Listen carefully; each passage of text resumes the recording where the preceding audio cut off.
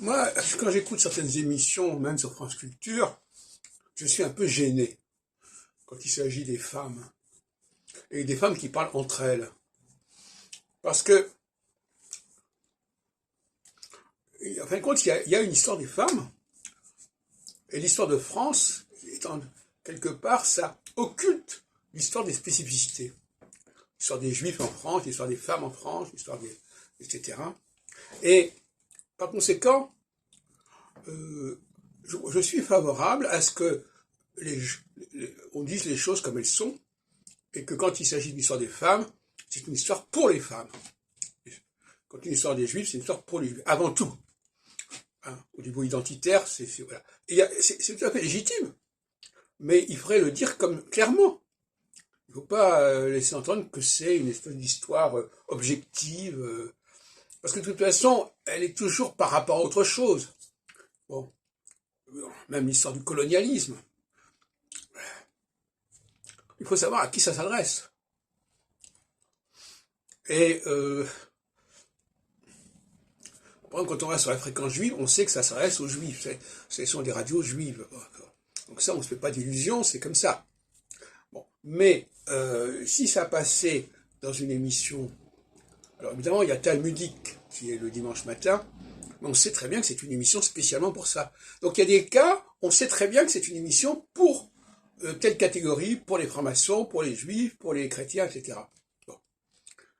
Quand il y a une émission à 10h le dimanche matin, la messe, eh ben, le discours, c'est un discours pour les chrétiens, qui s'adresse aux chrétiens, une apologétique si on veut, enfin peu importe, en tout cas une polémique par rapport aux autres populations aussi, hein, ça n'est pas exclu du tout.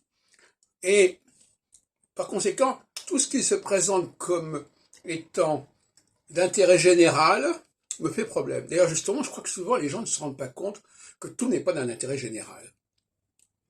Alors, déjà, il y a des choses qui sont d'un intérêt privé, et les autres n'ont pas besoin de l'entendre. C'est souvent ce qui se passe dans les conversations privées en public, paradoxalement. Conversations privées au téléphone, conversations privées dans les transports en commun, etc. Il y a déjà un problème à ce niveau-là.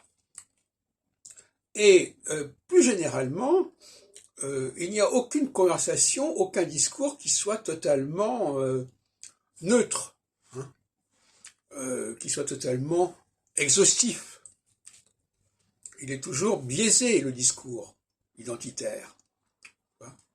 Et ça, je crois qu'il faudrait quand même le dire clairement, et je trouve que ça n'est pas suffisamment dit sur France Culture, parce que justement, on a l'impression qu'on essaie de passer ça, comment dirais-je, sans que ce soit dit clairement, voyez-vous, clandestinement.